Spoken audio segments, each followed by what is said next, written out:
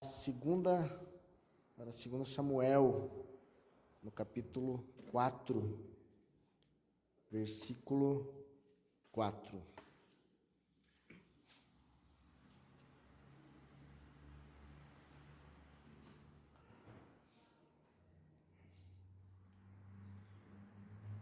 Segundo livro de Samuel, 4:4.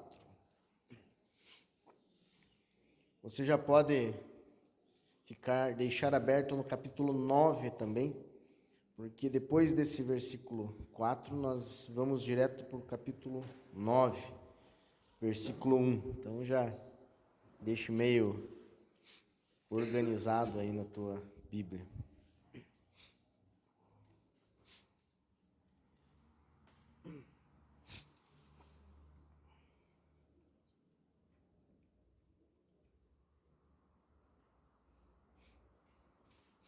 Vamos lá? Jonatas, filho de Saul, tinha um filho aleijado dos pés. Era da idade de 5 anos quando de Jezreel chegaram as notícias da morte de Saul e de Jonatas. Então sua ama o tomou e fugiu. Sucedeu que, apressando-se ela a fugir, ele caiu e ficou manco. Seu nome era Mefibosete.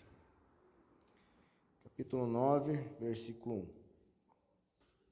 Disse Davi: resta ainda, porventura, alguém da casa de Saul, para que eu use de bondade para com ele, por amor a Jonatas? Havia um servo na casa de Saul, cujo nome era Ziba. Chamaram-no que viesse a Davi. Perguntou-lhe o rei: és tu, Ziba? Respondeu: eu mesmo, teu servo. Disse-lhe o rei: não há ainda alguém da casa de Saul para que eu use da bondade de Deus para com ele? Então Ziba respondeu ao rei: ainda há um filho de Jonatas, aleijado de ambos os pés. E onde está? Perguntou-lhe o rei. Ziba lhe respondeu: está na casa de Maquir, filho de Amiel, em Lodebar. Então mandou o rei Davi trazê-lo de Lodebar, da casa de Maquir, filho de Amiel. Vindo Mefibosete, filho de Jonatas, filho de Saul, a Davi, inclinou-se, prostrando-se com o rosto em terra. Disse-lhe Davi: Mefibosete? Ele disse: eis aqui teu servo. Então lhe disse Davi: não temas, porque usarei de bondade para contigo, por amor de Jonatas, teu pai. E te restituirei todas as terras de Saul, teu pai, e tu comerás pão para sempre à minha mesa. Então se inclinou e disse: quem é teu servo para teres olhado para um cão morto, tal como eu? Chamou Davi a Ziba, servo de Saul, e lhe disse: tudo que pertencia a Saul e toda a sua casa dei ao filho do teu senhor. Trabalharás, pois, a terra, tu e teus filhos e teus servos, e recolherás os frutos, para que a casa de teu senhor tenha pão e coma. Porém, Mefibosete, filho do teu senhor, comerá pão sempre à minha mesa. Tinha Ziba 15 filhos e 20 servos. Disse Ziba ao rei: segundo tudo quanto meu senhor, o rei, manda seu servo, assim o fará. Comeu, pois, Mefibosete à mesa do rei, a mesa de Davi, como um dos filhos do rei. Tinha Mefibosete um filho pequeno, cujo nome era Mica. Todos quantos moravam em casa de Ziba eram servos de Mefibosete. Morava Mefibosete em Jerusalém, porquanto comia sempre à mesa do rei. Ele era coxo de ambos os pés. Amém.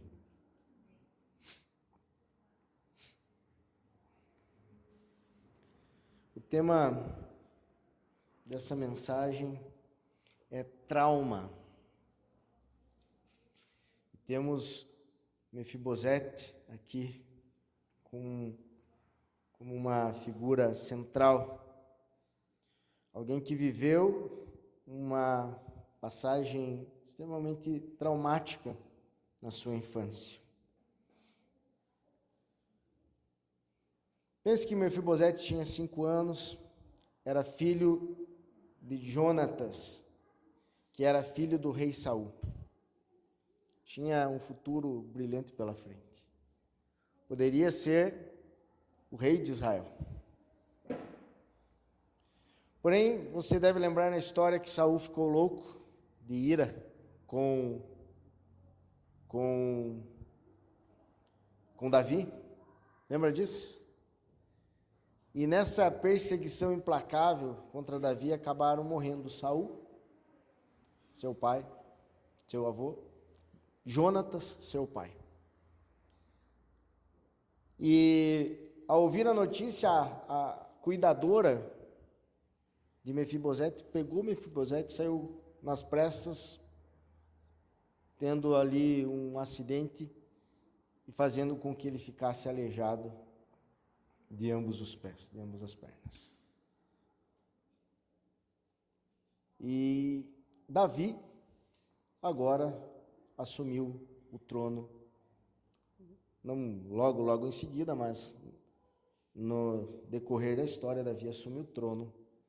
E Mefibosete, que tinha um futuro esplêndido pela frente, agora era um aleijado, escondido, por um trauma sofrido aos seus 5 anos, devido à morte do seu avô e do seu pai, que estavam brigando pelo reino contra aquele que agora hoje era rei, Davi.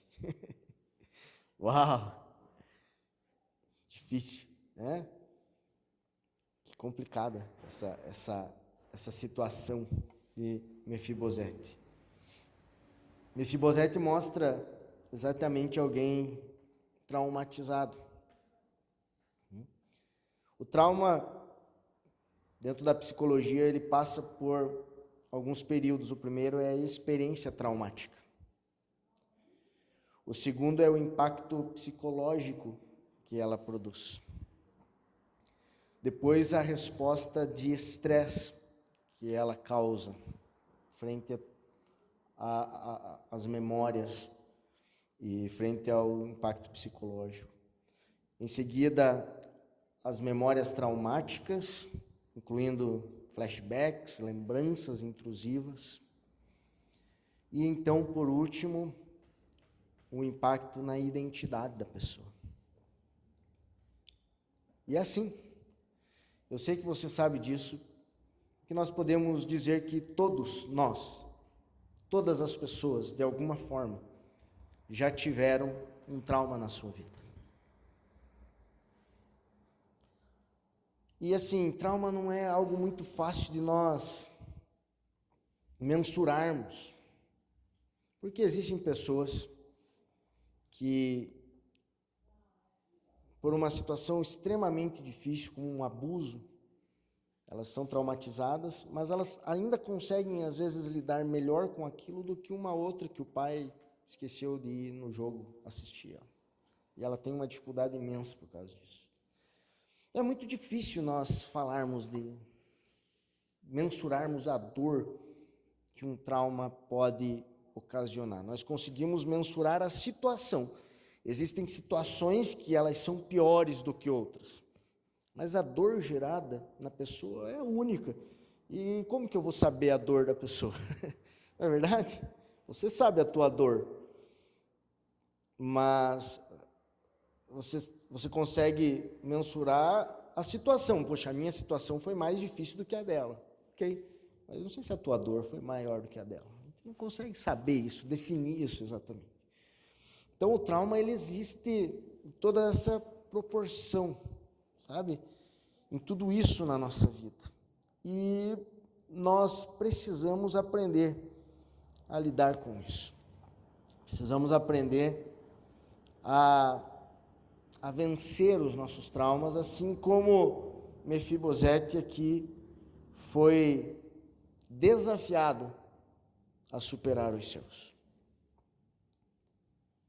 A palavra do Senhor também, Provérbios capítulo 4, versículo 23, diz assim: sobre tudo que se deve guardar, guarda o teu coração, porque dele procedem as fontes da vida.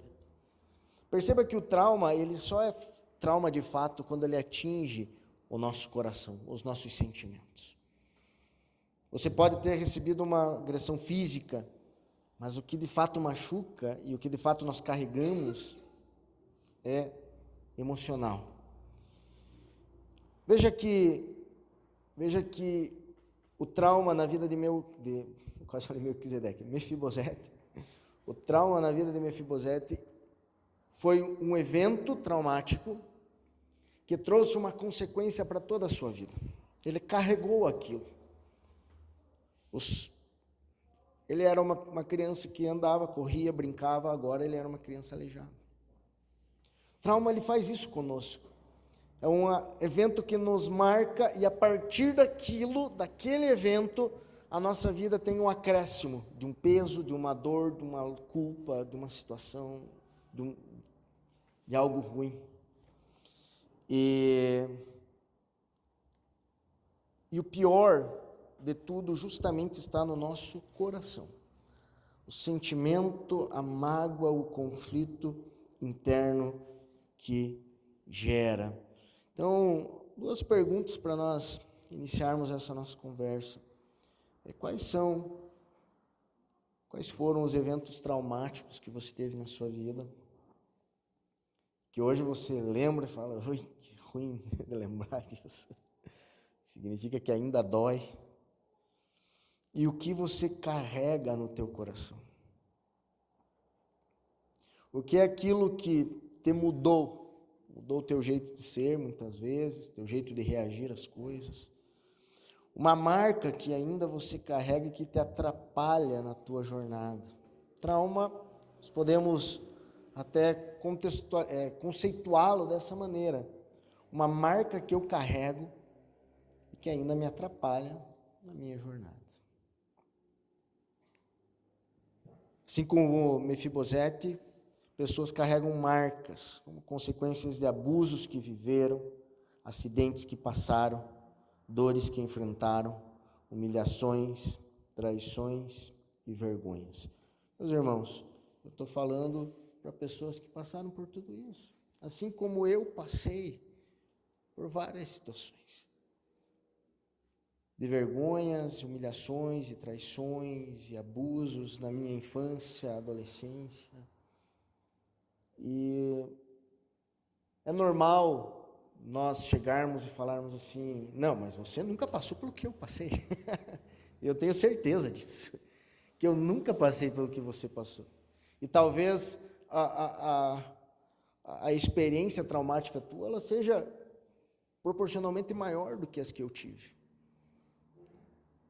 E é normal nós queremos mostrar isso, mas a verdade é o seguinte, que isso não resolve. Mostrar o tamanho da nossa experiência traumática não resolve ela, não nos ajuda. Nós normalmente queremos mostrar o tamanho da nossa dor, da nossa luta, e o que nós devemos como cristãos, como pessoas que seguem ao Senhor, qual é o caminho para nós superarmos? E outra pergunta, nós conseguimos ou conseguiremos um dia vencer esse trauma?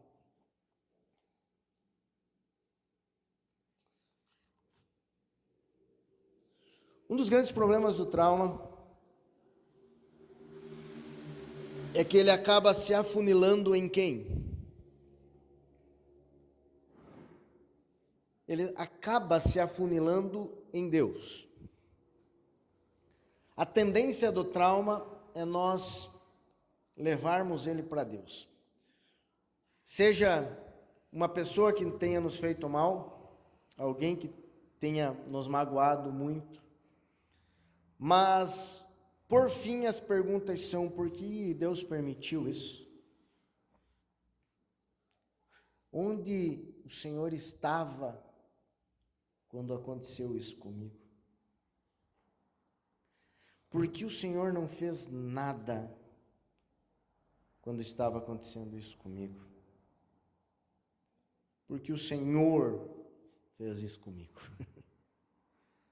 Nossos traumas acabam atingindo essa proporção quando nós levamos ele para Deus e perguntamos.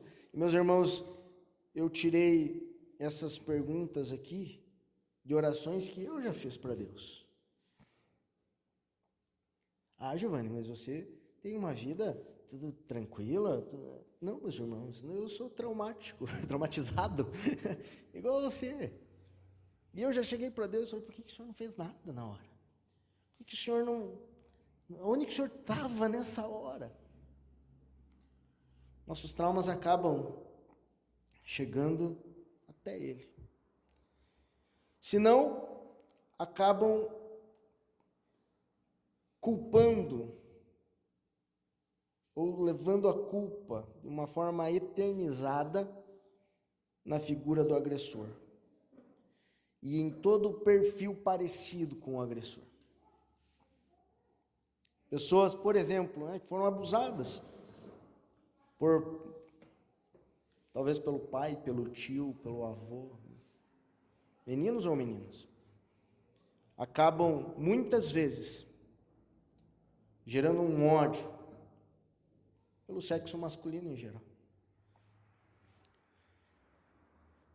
Pessoas abusadas pela religião acabam odiando a figura religiosa, meio religioso, líderes religiosos.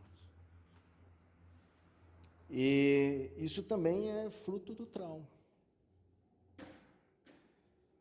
Como vencer isso? Como superar isso? Será que um dia eu vou conseguir superar isso, Giovanni?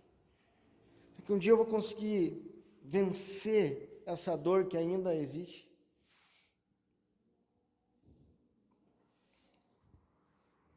Vamos lá. Quando nós vamos para o estudo da psicologia, que é importante numa conversa como essa, porque trata justamente do ser humano, vencer um trauma não significa você nunca mais experimentar sintomas ou emoções negativas frente àquele ocorrido. Não tem como você voltar no tempo, apesar que é isso que a gente pede, né? Meu Deus, como eu queria voltar no tempo. Tem como você voltar no tempo e mudar aquela situação. Não tem como. E também não tem como você chegar e falar assim, ó, agora não é mais assim, eu decidi isso na minha vida, né? Hoje em dia o meio cristão pode fazer assim, eu declaro agora que você não vai mais sentir essa dor. Não se resolve dessa maneira. O vencer, que também não é a forma correta de a gente trabalhar o trauma, você não vence o trauma, né? A ideia melhor é superar, ou curar, né? Não, nem curar, mas superar. É justamente você aprender a lidar com o sentimento e com os sintomas que ainda existem na sua vida. É você ressignificar o acontecido. Você trazer um novo sentido para aquilo que ocorreu na sua vida. Não diz tanto respeito em você agora apagar isso na tua mente, porque você não vai conseguir. Mas você chegar, e agora nós, cristãos, chegarmos diante de Deus e entendermos Ele nessa situação, a verdade dele, o que ele estava fazendo, como ele pensa, qual é o significado disso na sua vida. Amém? Então, novamente eu pergunto, quais são os teus traumas e quanto eles afetam a sua caminhada? Traumas, todos nós já temos. Todos nós já tivemos ou vivemos essa dor. Mas o quanto isso afeta a tua jornada com Deus, a tua caminhada no propósito de Deus. Veja que quando ele tinha 5 anos, e agora eu posso pensar em Mefibosete, com 5 anos, vivendo aquela situação de um príncipe para alguém agora praticamente foragido e, pior, aleijado. E talvez a mensagem que ele tinha é: puxa, Davi me odeia. Não posso chegar perto dele. Ele não pode nem saber que eu existo. Tanto que Davi pediu para Ziba, que era servo de Saul, procurar ver se tinha alguém ainda da família de Saul. E ele foi de atrás, ele sabia, né, que Mefibosete ainda estava ali. Davi chama Mefibosete até o local onde, né, ele estava, até o palácio provavelmente ali. E eu imagino Mefibosete indo para lá. Deus, eu vou encontrar agora o cara que vai acabar comigo, que já acabou com a minha vida, que vai me matar. E ele chega até lá e ele ouve algo que talvez ele nunca esperava ouvir. Davi chega para ele e diz assim: não tenha medo, porque eu usarei de bondade para contigo, por amor de Jonatas, teu pai, e te restituirei todas as terras de Saul, teu pai, e tu comerás pão sempre à minha mesa. Que loucura isso! Isso é incrível. Mas quando eu olho essa atitude de Davi para com Mefibosete, eu vejo a mesma atitude de Deus para conosco. Meus irmãos, porque muitas vezes eu culpei Deus pelas coisas que aconteceram na minha vida. Muitas vezes. Muitas vezes eu cheguei e falei: Deus, onde é que o Senhor estava? O que o Senhor fez? Tal. E eu percebo que a mesma atitude que Davi teve com Mefibosete, Deus também teve comigo. Deus chegou para mim e falou: ei, eu quero que você experimente da minha bondade, do meu amor. E assim como Davi chegou e falou assim: olha, porque eu amei a Jonatas. Jonatas foi um grande amigo de Davi. Ele falou: eu quero fazer o bem para você. Eu quero que você experimente da sua bondade. E assim também eu vejo Deus, falo assim como eu amei a Cristo, o meu filho amado, o meu único filho. Eu quero que você experimente também você, da minha bondade. Se existe algo que faz com que nós superemos os nossos traumas, é a experiência, é experimentarmos, visualizarmos, recebermos, crermos no amor de Deus por conosco. O amor de Deus nos permite superar toda dor, toda luta, toda crise. Muitas vezes nós achamos que seria bom, ou que é bom vencer o mal fazendo o mal. É tendência do ser humano desejar o pior, se vingar,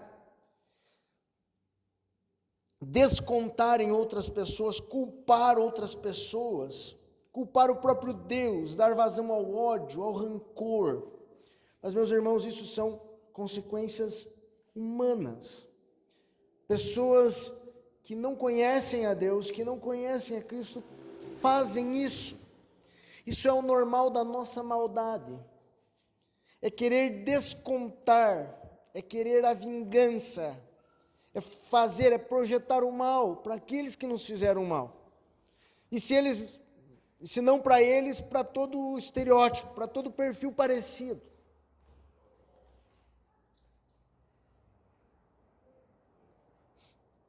Quando nós alimentamos esse mal, nós não curamos a nós mesmos. Nós não superamos os nossos traumas. Nós afastamos a nossa identidade da identidade de Cristo, que falou para nós não fazermos isso. Que nos ensinou que o caminho não é o mal pelo mal.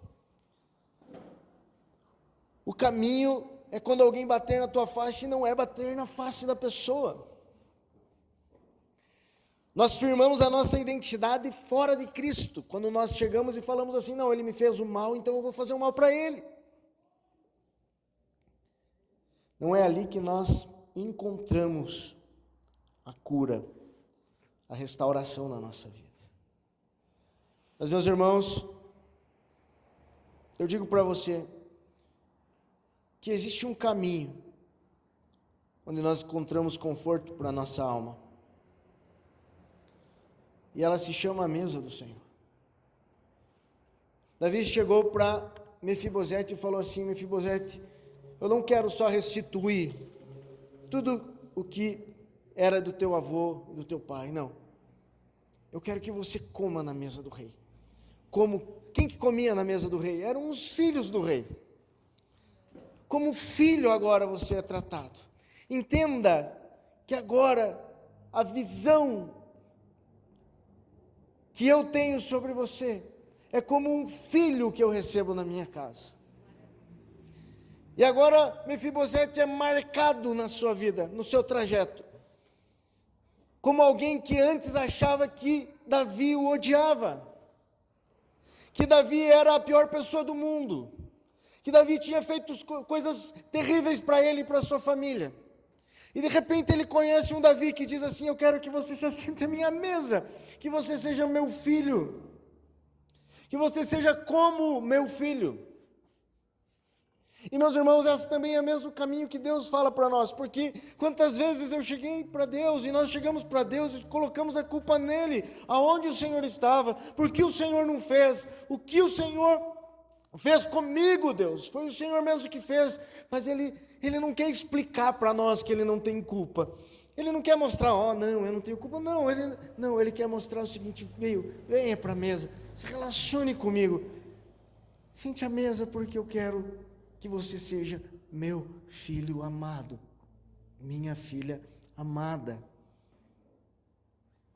E é nesse relacionamento, é nesse encontro com o amor de Deus, é nesse encontro com a bondade dEle, que nós de fato somos transformados, meus irmãos. Isso transforma a nossa vida, isso mexe no nosso coração, mexe conosco, pega tão forte, tão grande, que ele supera o trauma. A dor do trauma fica pequena frente ao amor do nosso Pai Celestial.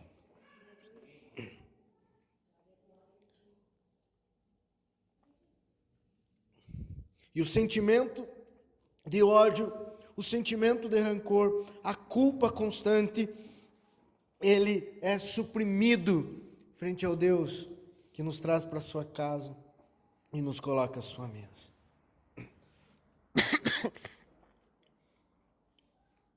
E de repente, aquela pessoa que você deveria estar odiando, você está orando por ela. Não acontece isso? E aquilo que Jesus falou: ore por aqueles que vos perseguem. Fala: não é possível. E de repente você está orando. E você está falando: Deus abençoa essa pessoa. Meu irmão, isso é um milagre. Isso é um milagre. Isso é um milagre de Deus. Porque uma pessoa não consegue fazer isso sozinha. Você está entendendo? Não é um caminho que o ser humano consiga caminhar se Deus não fizer. E de repente, aquela pessoa que te fez mal, você está olhando e você está falando: puxa vida, eu te perdoo. E não só isso, eu quero orar por você, eu quero abençoar você, eu quero viver em paz a minha vida.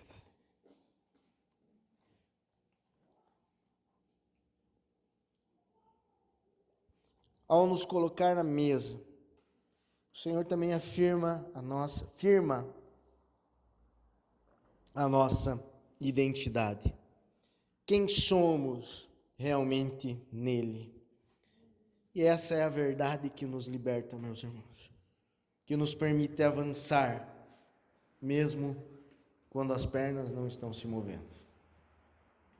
Porque nesse dia em que Mefibosete entrou na casa, no palácio do rei, para comer com seus filhos, ele não foi curado das pernas. Você está entendendo? Ele não foi. O passado não voltou lá e mudou. Não. A história de luta e de sofrimento que ele viveu até esse dia não mudou. Não. mas uma nova realidade entrou. A verdade entrou. E ele passou a enxergar agora o rei de forma diferente. E a vida dele, a concepção de vida dele, mudou a partir desse tempo.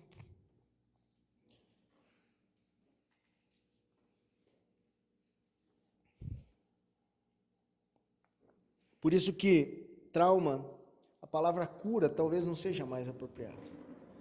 Não é a cura. É a nova informação que você tem a respeito de Deus e da vida. É isso que te faz caminhar. Por isso que Romanos 12, 2 diz assim: e não vos conformeis com esse século, mas transformai-vos pela renovação da vossa mente. Pega essa mentira que você está vivendo e permita com que a verdade venha até você. E permita que a verdade triunfe sobre a mentira na tua mente. Para que você viva e experimente qual seja a boa, agradável e perfeita vontade de Deus. Porque não há possibilidade, meus irmãos, de viver com a mente antiga. Não há possibilidade de viver com as mentiras das trevas. A mentira que foi colocada no teu coração no dia que você foi abusado, no dia que você foi humilhado, no dia que você foi envergonhado, no dia que você foi caluniado, uma mentira foi implantada ali. E com essa mentira não se consegue avançar. Não se consegue caminhar, não se consegue fazer a obra de Deus e nem experimentar a sua boa e perfeita vontade. Mas quando nós recebemos a verdade, isso transforma a nossa mente. Nós conseguimos então experimentar aquilo que Deus tem para cada um de nós. Amém?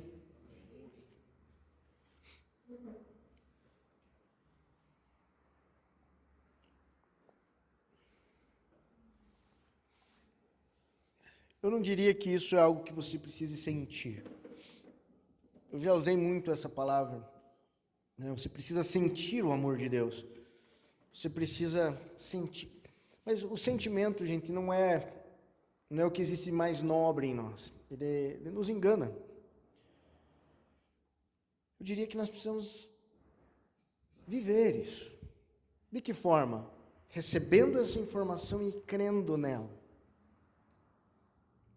Creia que Deus ama você, que Ele tem o melhor para você, que a sua vontade é boa, perfeita e agradável.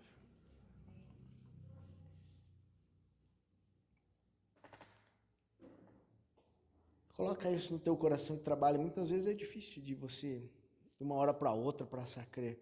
Mas começa a trabalhar isso no teu coração. Alguns traumas da minha vida, por muito tempo eu perguntei, e eu não digo para você que às vezes eu ainda não pergunto, Deus, me lembra de onde o Senhor estava nesse momento? O que o Senhor estava fazendo? E não foi de uma hora para outra que, uau, veio, né? Deu um estalo e eu soube de tudo. Não, mas no percurso, as coisas foram trabalhando.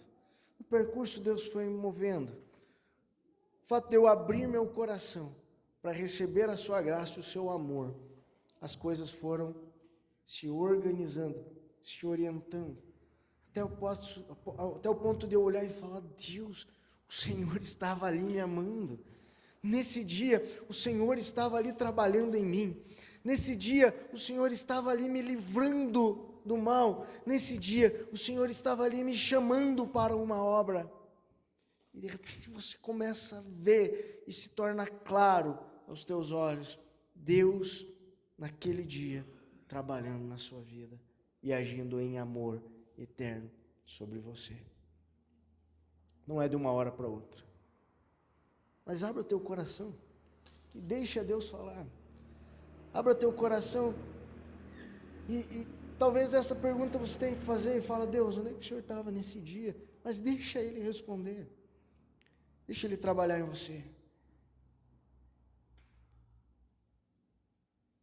Muitas vezes,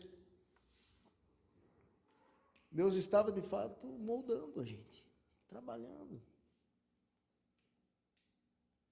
Falaram de mim. Talvez Deus estivesse moldando, ali para moldar, para trabalhar, para mexer com você. Eu lembro que, certa vez, eu fiquei muito irado porque falaram de mim. Passado um bom tempo, falei, puxa, mas era verdade o que eles estavam falando. Deus, me permita melhorar nessa situação, me permita ser melhor. E que dia após dia nós possamos compreender quem nós somos nele. Tem um segundo episódio que acontece ainda com Davi e Mefibosete. Em 2 Samuel, no capítulo 19. Pode deixar aberto lá.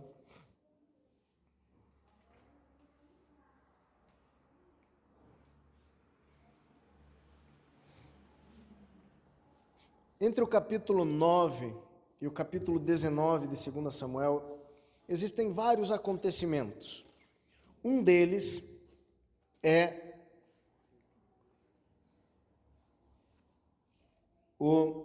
a revolta de Absalão, o filho de Davi. Absalão se revolta, se levanta no reino com uma força tão grande que ele divide o reino. Eu considero Absalão o maior inimigo de Davi, o seu próprio filho. E acontece que Absalão, ele toma o reino, ele era aparentemente, assim, uma pessoa propícia a assumir aquele local, aquela posição. Ele tinha uma influência enorme e ele era um estrategista grande. E acontece que ele se levanta a ponto de Davi e os seus saírem de lá. Nesse momento, a palavra do Senhor nos começa a mostrar quem eram os que estavam com Davi e quem eram os que estavam com Absalão. As pessoas começam a dividir. E o texto começa a mostrar alguns se levantando e falando, olha, eu estou com Davi, outros apoiando Absalão. E de repente chega Ziba. Lembra quem era Ziba? Era o servo, sozinho. Davi pergunta a Ziba, Ziba, cadê Mefibosete? E Ziba, nesse momento, o texto nos deixa entender porque o texto mostra a história de Ziba e mostra a história de Mefibosete. E depois ele não nos fala quem estava mentindo ou não. A gente tem que chegar a algumas deduções. Mas Ziba falou assim, ele não veio porque ele acha que o reino vai ficar para ele agora. Foi maldoso ali. Então, Davi acredita nele e falou assim, agora tudo que é de Mefibosete é teu. Beleza. Passado algum tempo, as coisas acontecendo ainda, a guerra ali, quem aparece na história? Mefibosete. E Davi chega para Mefibosete e no versículo 25,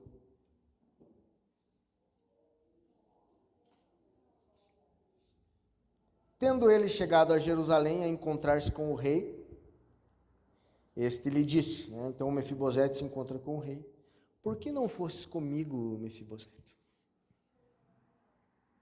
Nesse momento, Mefibosete expõe a situação e ele diz assim, não, Ziba me enganou, Ziba mentiu.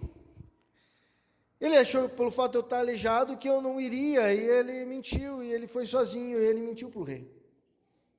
E o rei, nesse momento, falou assim, então a metade de tudo que você tem é dele, a metade é teu. E fechou por isso a situação. Mas, meus irmãos, isso me traz uma questão. Essa pergunta, para mim, é muito forte.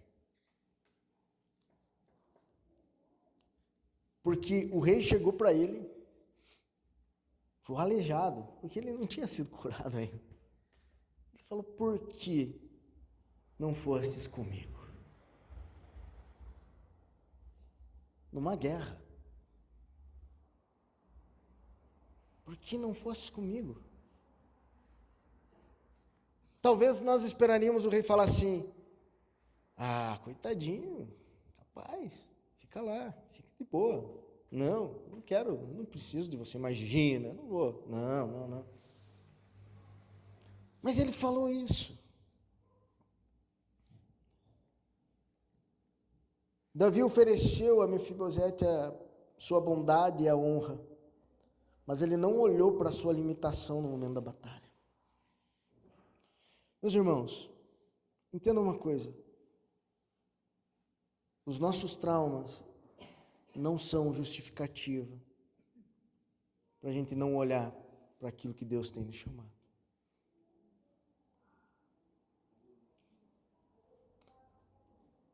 Né? Ô Davi, mas eu sou aleijado, né? Não surgiu isso. Ô Davi, mas como? Eu nem ia conseguir te ajudar. Talvez ele fale: não estou perguntando isso. Ô Davi, como é que eu ia guerrear assim? Não estou te perguntando isso. Aonde você estava? Às vezes nós olhamos para os nossos traumas que de fato nos machucam e colocamos isso: Deus, não tem como eu ajudar, não tem como eu participar, não tem como eu me envolver, não tem como eu ser comprometido, não. Tudo que você tem para você superar esse trauma já foi dado para você. O meu amor já foi derramado naquela cruz por você. A mesa já está posta e o teu lugar está ali. Você já é aceito, amado, perdoado. A tua identidade é de filho. Agora você não pode dizer que a tua aflição, que o teu trauma te indispõe de fazer isso que eu estou te pedindo. Está vendo? E de fato, meus irmãos, é assim. Se Deus já nos deu a sua glória e o seu Filho para proporcionar a nós vida e superar toda a aflição das trevas, todo o intento das trevas contra nós na nossa vida, então Ele vai esperar isso de nós. Deus já nos deu força e já te deu força para que você supere todos os teus traumas. E Ele deseja contar com você na batalha. Superar os traumas não significa que Ele deu a habilidade para você, ou no caso aqui para Mefibosete, de andar. Não. Permaneça com as dificuldades, permaneça com as dores. Quando eu prego para você aqui, meus irmãos, eu olho e eu vejo dores no meu coração também. De traumas que eu tive, de situações que eu, com a minha família viveram, de situações que eu vivi na minha infância que às vezes me recordo. Mas isso não me impede de estar aqui pregando para vocês. Não me impede de eu estar servindo o meu irmão. Não me impede de eu pregar o Evangelho. Não me impede de eu fazer a obra de Deus. Não me impede de eu chegar e falar assim: rei, estou aqui. Porque o rei nessa hora, ele não queria as desculpas de Mefibosete. Ele queria a sua fidelidade. Porque ele foi fiel. Amém? Meus irmãos, nesse período agora, aí, nessas próximas mensagens, eu estarei trabalhando, trazendo mensagens com esse foco de cura de Deus na nossa vida. Então venha, participe, vamos deixar Deus nos curar. Eu sou uma pessoa que experimento a cura de Deus na minha vida. E eu me identifico com pessoas que são traumatizadas. E sempre aparece. Por que sempre aparecem pessoas traumatizadas? Porque todo mundo tem um trauma para compartilhar. Mas eu creio que Deus transforma a nossa vida. Eu creio que Deus pode transformar você. Então, vamos Vamos nos unir, não somente em oração, mas vamos estar ouvindo a palavra, compreendendo, recebendo e permitindo com que Deus age. Amém? Feche seus olhos aí onde você está. Vou chamar o Júlio aqui.